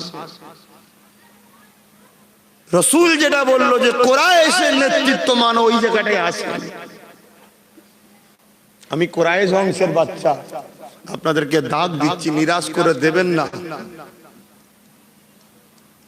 বড় ভয়ানক দিন আসছে, 14 কোটি মানুষ বিপদে পড়বে। আরএসএস এর প্রধান যে সে নিজে বলছে 14 কোটি মানুষ বিপদে, তার মধ্যে পশ্চিম বাংলার হলো 6 কোটি। আর পশ্চিম বাংলায় বিজেপি কখনো মাথা তুলতে পারতো না যদি দিদিমণি সাথ বিজেপিকে না দিত। এই কথাটা আপনারা কি একমত না আলাদা? আর দিদি ইচ্ছা করে দিচ্ছে আমি বলবো না, দিদিও সারদা না, যদি সিবিআই পাঠিয়ে তুলে নিয়ে যায়, সিবিআই পাঠিয়ে তুলে নিয়ে যায় ওই জ্বালাতে। কিন্তু আমার কাছে বক্তব্য হলো, ভাইপো তোমার ভাইপোটাই ভাইপার, এগুলো তোমার বাচ্চার মতো নয়। তুমি সবার কোরবানি দিয়ে এক ভাইপোকে বাঁচাতে, যে হারাম খেয়েছে আর যে তোমাকে 10 বছর ধরে এখন টিকিয়ে রেখেছে, তাদেরকে তুমি কথা ভাবলে না? কি গো ইমাম সাহেব, আলেম সাহেব, সাধারণ মানুষ কষ্ট লাগলো নাকি আমার কথা? এই জায়গা থেকে যদি বেঁচে থাকতে চাও, তাহলে তোমাদের উচিত হবে, আমি যে রাস্তা দেখাচ্ছি তোমরা আগিয়ে আসো। কি গো আসবে? শোনো, যখন একটা আইন তৈরি হয়ে যায়, একটু বলবো, যখন একটা আইন তৈরি হয়ে যায়, এই আইনকে কখনো রুকার ক্ষমতা, এই বড় বড় ব্যানার তৈরি করে আর প্রেস কনফারেন্সে বসে আর রাস্তায় লোক নিয়ে র্যালি করে কখনো আইনকে রুকা যায় না। আইনকে রুকার দুটো জায়গা আছে। একটা হলো যেখান থেকে আইনটা পাস হয়েছে ওই জায়গাতেই আবার ভোটাভুটি করে আইনটার বিরুদ্ধে লোক বেশি হয়ে আইনটাকে আটকান। শুনছেন? তাহলে সেইটা করতে গেলে 2024 অপেক্ষা করতে হবে, ঠিক না বেটি? কেন আমরা পাঠিয়েছিলাম 22টা, তার মধ্যে আমাদেরই 22টার মধ্যে 8টা আমাদের ঘরেই ডুবিয়ে দিল বিজেপি সুই 8 মিলিয়ন। জানেন না? 8টা এমপি ভোট দেয়নি, জানেন না? এই 8টা কেন ভোট দিল না? দিদি যদি এনআরসির বিরুদ্ধে হয়, সি এর বিরুদ্ধে হয়, তাহলে একবার তো জিজ্ঞেস করা দরকার ছিল, এই তোরা ভোট দিলি কেন? সেই জায়গায় দিদি কি বলছে? বাচ্চা মানুষরা বুঝে উঠতে পারে না। আপনি একটা মহকুমার দায়িত্ব বাচ্চার হাতে দিচ্ছেন, তাহলে আপনি কত বড় ভুল করছেন আপনি ভাবছেন না? হ্যাঁ, একটা মহকুমার দায়িত্ব একটা বাচ্চার হাতে দিলেন, তখন ভাবলেন না এরা বাচ্চা? দ্বিতীয় নম্বর কথা হচ্ছে, ঠিক আছে মেনে নিলাম, বাচ্চা ছেড়ে দেন, মাফ করে দিলাম, যান, থুককুড়ি হয়েছে, ভুলেছে, মাফ করে দিলাম। আপনি কি করছেন? না আমি বড় বড় ব্যানার দিচ্ছি, এনআরসি করতে দেবো না। আইনটা কি আপনার বাবা কালী সম্পত্তি নাকি? হ্যাঁ, আপনি বললেন হয়ে গেল। আপনি ব্যানার টেঙে লাখ লাখ কোটি কোটি টাকা খরচ করছেন, আইন কোন রুখতে পারবেন? আইনকে রুখতে গেলে দ্বিতীয় জায়গাটা হলো সুপ্রিম কোর্ট যদি চাই রুখতে পারবে। কে? Supreme court. তাহলে বাংলার অভিভাবক আমি না দিদি? জোরে বলুন। আপনারা তো আমাকে অভিভাবক করেননি, দিদিকে করেছেন। তাহলে আপনাদের উচিত তো দিদিকে জিজ্ঞেস করা যে আপনি সুপ্রিম কোর্ট গেলেন না কেন? জিজ্ঞেস করেছেন? কথা বলুন, জিজ্ঞেস করেছেন? কেন আপনারা জিজ্ঞেস করেননি? আপনাদের মা বোনের ইজ্জতের দাম নেই? আপনাদের জীবনকে খেলা করা হলো, জিজ্ঞেস করবেন না? আর 20,000 30,000 টাকা পীরের আওলাদ নিলে 100 বছর জিজ্ঞেস করেন কেন টাকা নেবে, কেন টাকা নেবে? এর বেলায় হুঁশ নেই? শুনছেন? আজকে সেই জায়গায় উনি সুপ্রিম কোর্টে গেল না, অথচ আমি কলকাতার প্রেস কনফারেন্সে বসে বলেছিলাম যে আপনাকে সুপ্রিম কোর্টে যেতে হবে। আর একটা জায়গা আছে, সেই জায়গাটা হলো বিধানসভাতে বসে একটা সবাই রেজুলেশন করা যে আমার বাংলা শান্তির জন্য বাংলায় হতে দেবো না, এটাকে করতে হবে। উনি আমাকে কি বলছে জানেন? বলছে আমি রাজনীতি করতে ভালো জানি, আমি কিভাবে করব না করব আমি ভালো বুঝি, তোমাকে শিক্ষা দিতে হবে। এই কথাটা বলার সাহসটা ওনাকে কে দিল? তোমরা তোমরা যে জিতেছিলে, এই তোমরা জিতাওনি? জোরে বলো। এই মুসলমান যতদিন কংগ্রেসের হয়ে খেলেছিল ততদিন কংগ্রেসকে কোন টিম হারাতে পেরেছে? 30 বছর কংগ্রেস জিতেছে, 30 বছর কংগ্রেস এই বাংলায় খবি পেয়েছে। কেন? কংগ্রেসের টিমের হয়ে মুসলমান খেলেছে। যেদিন মুসলমান কংগ্রেসের হয়ে খেলা বন্ধ করে দিল, সেই দিন থেকে আজ পর্যন্ত কংগ্রেস একবারও জিততে পারেনি। কেন? প্রকৃত খেলোয়াড় আর কংগ্রেস কংগ্রেসের দিকে নাই, তাহলে কার দিকে গেছে? বামফ্রন্টের দিকে গেছে। সেদিন থেকে বামফ্রন্টকে আর কেউ হারাতে পারেনি। বামফ্রন্ট জিতছে, বামফ্রন্ট জিতছে। কেন জিতছে? কেন জিতছে? যারা কংগ্রেসের হয়ে প্রকৃত খেলোয়াড় ছিল, কংগ্রেস ছেড়ে দিয়েছে, বামফ্রন্টের নামে খেলছে। তারা কে? মুসলমান, আবু বকরের মুরিদ। তারা খেলছে। তাই 34 বছর ধরে বামফ্রন্টকেও কেউ হারাতে পারেনি। কেন? বামফ্রন্টের হয়ে এই মুসলমান গুলো খেলেছিল। যেদিন বামফ্রন্ট হেরে গেল, কেন হারলো? যারা প্রকৃত খেলোয়াড়, এই আবু বকরের মুরিদ, তারা বামফ্রন্টের হয়ে খেলা বন্ধ করে দিয়েছে। তাই বামফ্রন্ট হেরে গেছে। এবারে কে জিতলো? যাদের হয়ে খেললো, টিএমসি জিতলো। তাহলে প্রকৃত দলকে জিতাই কারা? জোরে বলো। তোমরা যখন জিতাও তোমাদের এই হালকা। এই পরের বাপকে বাপ বললে এরকমই লাগে, পরের মাকে মা বললে এরকমই হয়। এই কথা মাথায় ঢুকছে? তাহলে এখন কোথায় যাবে? এখন দিদি বলছে আমার কিছু করার নেই, মোদির সঙ্গে হাত না পাঠালে ওখান থেকে ফোন করছে সিবিআই পাঠাচ্ছে, আমি ভাইপোকে বাঁচাবার জন্য করতে হবে। তা কি করবে এবার? আবার কি তাহলে বামফ্রন্টের ক্লাবে ঢুকবে? বলো, মুখ খুলে বলো। শয়তান হয়ে থেকুনি, বুবা শয়তান হয়ে উনি, মুখ খুলে বলো। তাহলে কি কংগ্রেসের দিকে ফিরে যাবে? বাবরি মসজিদের তালা কে খুলেছিল? আল্লাহর গজব তোদের উপরে হবে না? তাদের ঘরে লাফালাফি করেছিলিস। মাদ্রাসায় সন্ত্রাস তৈরি হয়, ওই ধুতিওয়ালা। বুঝতে পারছেন না? কে বলেছিল? বুদ্ধদেব। আর আজকে চুচুড়ার মাদ্রাসা মসজিদকে তালা মেরে দিয়েছিল আমার দিদি। এই আহলে সুন্নাত ওয়াল জামাতের চাপে পড়ে আন্দোলনের চোটে খুলেছিল, আজও খোলা আছে। বলুন সুবহানাল্লাহ।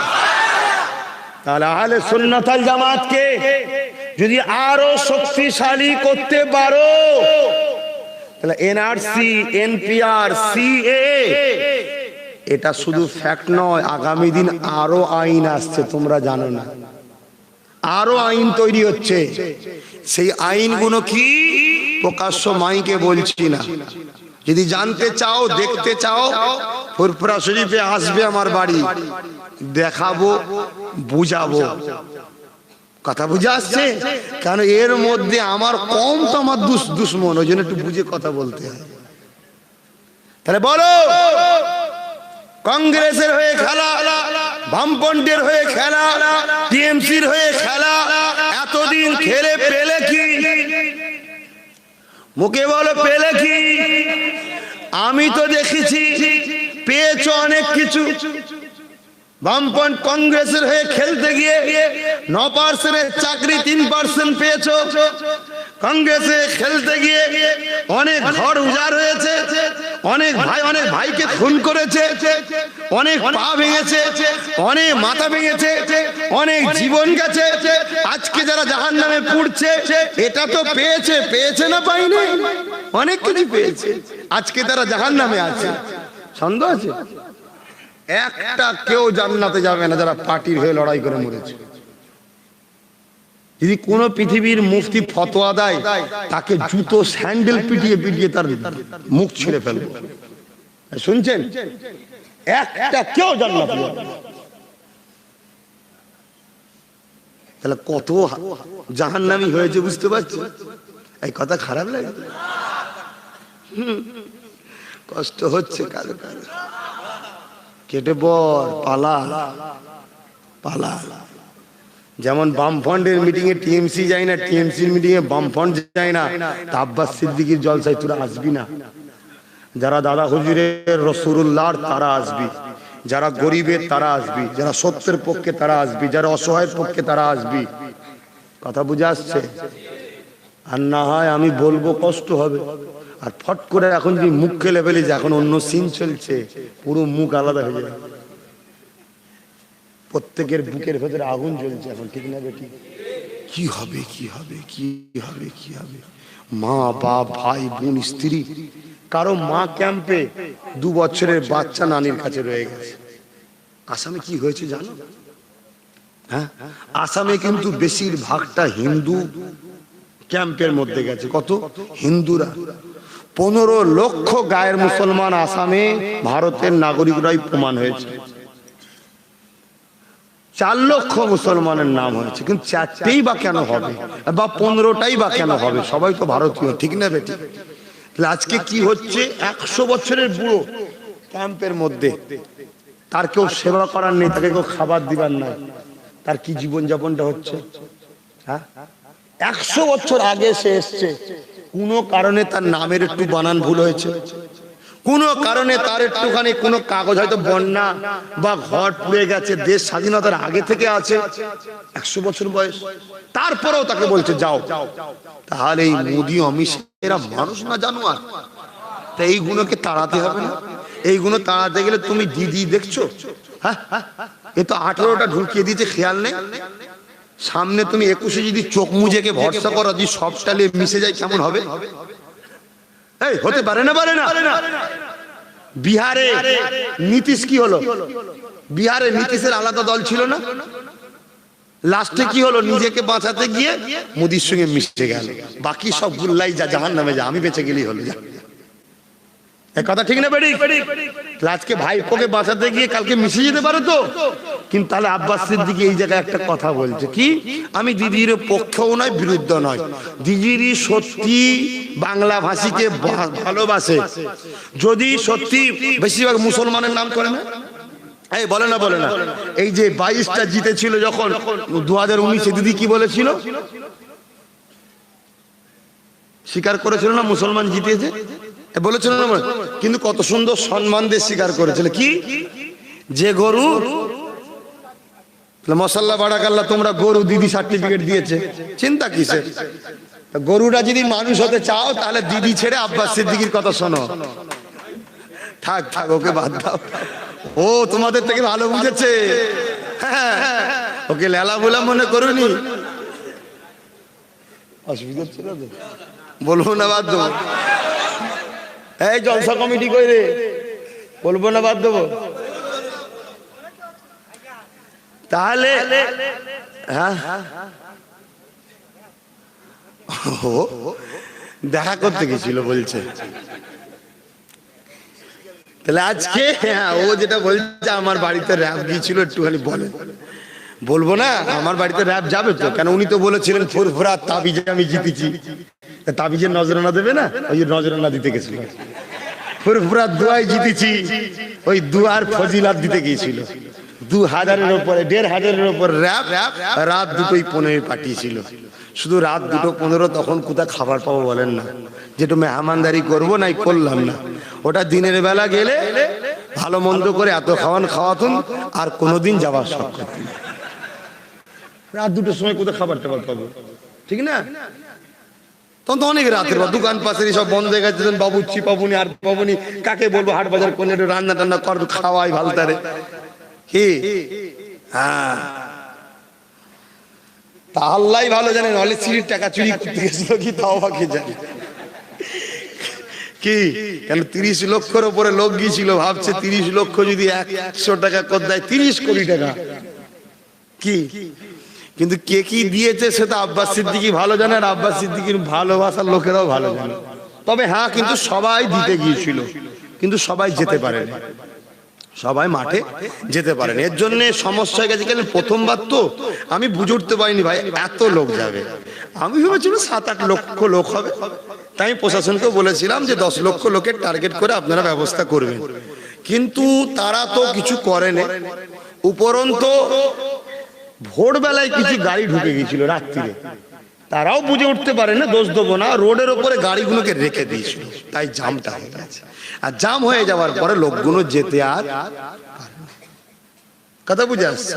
তো যাই হোক, তাহলে আজকে আবার কারো মনে হতে পারে যে তাহলে কত কোটি হয়েছে, কি মনে হতে পারে না? এই 1.5 কোটি কিছু প্লাস, আর আমার 33 লক্ষ। সেই 100 টাকা করে দিয়েছিল না গাড়ি কিনতে, 1.5 কোটির কিছু প্লাস, আর আমি যে বলেছিলাম 100 কোটি টাকা দাও গাড়ি কিনতে, ওটা হয়েছিল 33 লক্ষ। এই টোটাল টাকা 33 লক্ষটা আমার পক্ষ থেকে, ওটা আমার টাকা, আমাকে দিয়েছিল তো নজরানা নাকি, আমার ভাইয়ের আমায় খেতে দিয়েছিল, কিন্তু আমার পক্ষ থেকে ওটা কি অনাথ আশ্রমে দান করে দিয়েছি। তাহলে এই টোটাল টাকাটা হয়েছিল। তবে যেভাবে মানুষ গিয়েছিল সবাই যদি মাঠে যেতে পারতো, কারণ আমি প্রায় জলসায় গেলে এখন লোক টাকা দিচ্ছে, যে আমি গিয়েছিলাম দিতে পারিনি 110 টাকা করে দিচ্ছে। তা আজকে তাহলে কি একটা ব্যাগ নিয়ে এসেছিল ঘুরিয়ে দেবো? হয়তো অনেকে দিতে চেয়েছিল, হয়তো রয়ে গেছে, আবার নাবলে মুসাফা করে দিচ্ছে। আমি তখন কি করবো? নিয়ে ওটাকে হাতে করলে ঘোরা সম্ভব, পকেটে রাখছি, ফট করে হয়তো বার করে ওইটাই দিয়ে খাবার খেয়ে ফেলছি। গুনাহগার হবে না? গুনাহগার হবে না? তবে আল্লাহ শুকর যা পর্যন্ত দিয়ে রেখেছি, এখন 2-10 বছর একটা না খেলেও ঋণ শোধ হবে না আব্বাসের দিকে, এটা শুনে রাখো। কিন্তু আমি অনেকটা চেষ্টা করি, দেখো আমি ভালো মানুষ না, আমি খারাপ, নিজেকে ভালো বলছি, আমি গুনাহগার, তারপরেও চেষ্টা করি রক্তটা না খারাপ হয়।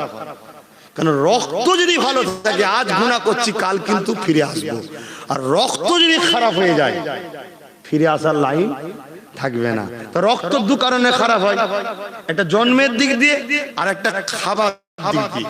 তাই আমি ছোটবেলা থেকে খাওয়াটাকে একটু খুব হেফাজত করে করার চেষ্টা করি। আমি তাতলিয়া মাসায় পড়তাম, লোকের বাড়ি ভালো মন্দ খেতে পারতাম, আমি খাইনি।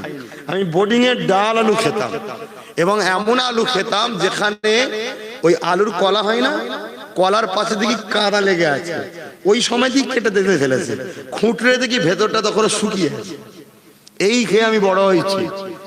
আজকে তুমি আব্বাস সিদ্দিকীর গাড়ি দেখছো, বাড়ি দেখছো, আমি রাসূলুল্লাহর গোলামি করেছি তাই আল্লাহ দিয়েছে। কিন্তু তুমিও কষ্ট করে রাসূলের গোলামি করো, আল্লাহ তোমাকেও দেবে, কেন দেবে না? আল্লাহ কি শুধু আমার জন্য নাকি?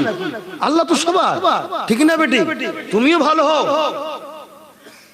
আর বিশেষ করে ইমাম ভাইদের বলবো, আপনারা যদি একটু কড়া হন, সমাজ পরিবর্তন হয়ে যাবে। কারণ আমরা তো বছরে একদিন এসে বুঝাই, আপনারা যেভাবে এখানে 365 দিন থাকেন, আপনারা যদি একটু ট্যাকেল করেন এলাকাটাকে ভালো করার জন্য, আমার বিশ্বাস এই মুসলিম সমাজের একটা নবজাগরণ তৈরি হবে। হ্যাঁ জানি ইমাম ভাইরা করতে চায় কিন্তু পেরে উঠতে পারেনি। কেন পারেনি? ভাই সংসার একটা বড় কিন্তু আল্লাহর নিয়ামতি, বড় কিন্তু দায়িত্ব। ওই যে 4000, ওই যে 5000, ওতে আজকের দিনে একটা মানুষের জীবন চলে, তা ওর সংসার নিয়ে পেরেশানে থাকে। তাই ইমাম ভাইদের বলবো, আল্লাহর হস্তে একটা বার রাসূলুল্লাহর মুখের দিকে চেয়ে, দাদা হুজুরের মুখের দিকে চেয়ে আমি যেটা বলছি একটা বার মন দিয়ে শোনেন আর একটা বার আসেন। আমি তোমাকে 20,000 টাকা মাইনে চালু করিয়ে তোমাকে পাইয়ে দেবো, কথা দিয়ে গেলাম। যে কথা বলছিলাম, আজ আমরা বড় বিপদের সম্মুখীন হতে চলেছি। এই জায়গা থেকে যদি ফিরে আসতে চাও, আমার রাসূলুল্লাহর ভাষা শোনো। আমার নবী কি বলেছে বিপদ আসলে কি করা দরকার? আল্লাহ রাসূল বললেন, তোমরা বেশি বেশি করে তওবা করো। কি করা দরকার? তওবা। কিসের জন্য করবেন? নিজে যে অন্যায় করেছি, নিজে যে ভুল করেছি, আর তওবাটা করবেন কার কাছে? আল্লাহর কাছে। তাই এই তওবা করো, আর নামাজের মধ্য দিয়ে ধৈর্যের সাথে সৃষ্টিকর্তার কাছে সাহায্য চাও। শুনছেন ভাই? তাহলে এই মুহূর্তে আমাদের উচিত কি? নামাজ পড়ে নিয়ে ধৈর্যের সাথে, বড় বিনয়ের সাথে, বড় নম্রতার সাথে নিজেকে প্রভুর কাছে গোলাম হিসাবে, দাস দাসী হিসাবে বিক্রি করে দিয়ে, বিলিয়ে দিয়ে, যে মালিক আপনি তো আমায় সৃষ্টি করেছেন, আমাকে মারবে বলছে, আমাকে ক্যাম্পে দেবে বলছে, আমার মা বোনের ইজ্জত নিয়ে খেলা হবে, আপনি ছাড়া এখন উপায় নাই। হ্যাঁ আমি ভুল করেছি মালিক, কিন্তু এই মুহূর্তে আমি নিজের অন্যায়কে বুঝে আপনার কাছে তওবা করছি। আপনি তো বলেছেন যে পৃথিবীর পরিমাণও যদি গুনাহ করে একবার কেউ দিন থেকে আমাকে আল্লাহ বলে ডাকে, আমি আল্লাহ সঙ্গে সঙ্গে তার ডাকে সাড়া দিই। জোরে বলুন সুবহানাল্লাহ, আরো জোরে বলুন সুবহানাল্লাহ। আরে আমার আল্লাহ কত দয়ালু।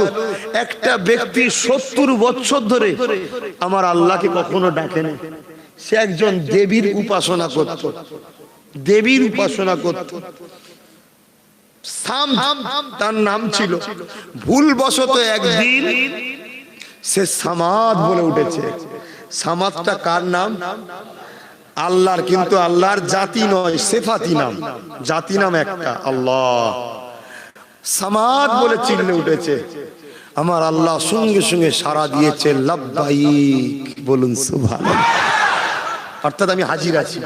তাহলে চিন্তা করো, 70 বছর ধরে যে লোকটাকে আল্লাহ সৃষ্টি করেছে, খাইয়েছে, বড় করেছে, কোনোদিন কিন্তু আল্লাহ তার উপরে নারাজ হয়নি। তাহলে কত ভালোবাসে। সেই লোকটা একদিন ইচ্ছা করে নয়, ভুল করে আল্লাহকে ডেকেছে, আল্লাহ সঙ্গে সঙ্গে সাড়া দিয়েছে।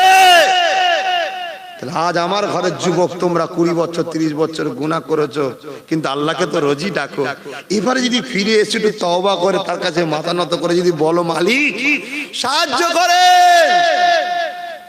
ফেরাউনকে যেমন পানিতে চুবিয়ে চুবিয়ে আল্লাহ মেরেছে, নমরুদকে যেমন মশা দিয়ে আল্লাহ মেরেছে, এই শয়তান গুলোকে আল্লাহ বিভিন্ন কায়দায় ধ্বংস করতে পারে না, পারে না। চিৎকার দিয়ে বলে, তাহলে কেন দেরি করছো? হুদাকে ডাকতে, হুদাকে ডাকতে এদিক ওদিক করছো কেন? কেন এদিক ওদিক করবে? বাম ছাড়ো, কংগ্রেস ছাড়ো, টিএমসি ছাড়ো, সব ছাড়ো। ছেড়ে দিয়ে আব্বাস সিদ্দিকী একটা ক্লাব বানিয়ে তোমাদের ঘরে সেই ক্লাবে ভর্তি করে ওসিলা হিসাবে দুনিয়ায় 44টা প্রার্থী দেবে। বাকিটা জীবনটা আল্লাহর জন্য কুরবানি করতে রাজি আছো? জোরে বলো, রাজি আছো? হাত না দাও, সব দিক ছেড়ে দাও। কি গো, কথা খারাপ লিখছ? আমার কি ইসলামে ইজাজত দেয়নি তোমাদের জন্য ভাবা? আমার দাদা হুজুরকে তোমরা মানো না? দাদা হুজুর পীর কেবলা 44টা প্রার্থী দিয়েছিল, তোমরা জানো? শুনে রাখো, বঙ্গীয় উলামাতে, এই বঙ্গীয় রাজনীতিতে উলামাদের অবদান। সেখানে লেখা আছে, যখন দেশ স্বাধীন হয়ে যায়, দাদা হুজুর পীর কেবলাকে তৎকালীন সময় গান্ধী বাবু আরো যারা ছিল জিজ্ঞেস করেছিল, ফুরফুরার পীর তুমি কি রাজনীতি করবে? দাদা হুজুর বলেছিলেন না, তবে আমি আবু বকরের পক্ষ থেকে 40টা প্রার্থী দিলাম। এই 40 জন আমার শিষ্য মুরিদদের কিছু হলে বিধানসভায় গিয়ে লড়াই করবে। প্রার্থী কি জন্য ঠিক করা হয়? যেখানে আইন তৈরি হয়, যেখানে বিল পাস হয়, যেখানে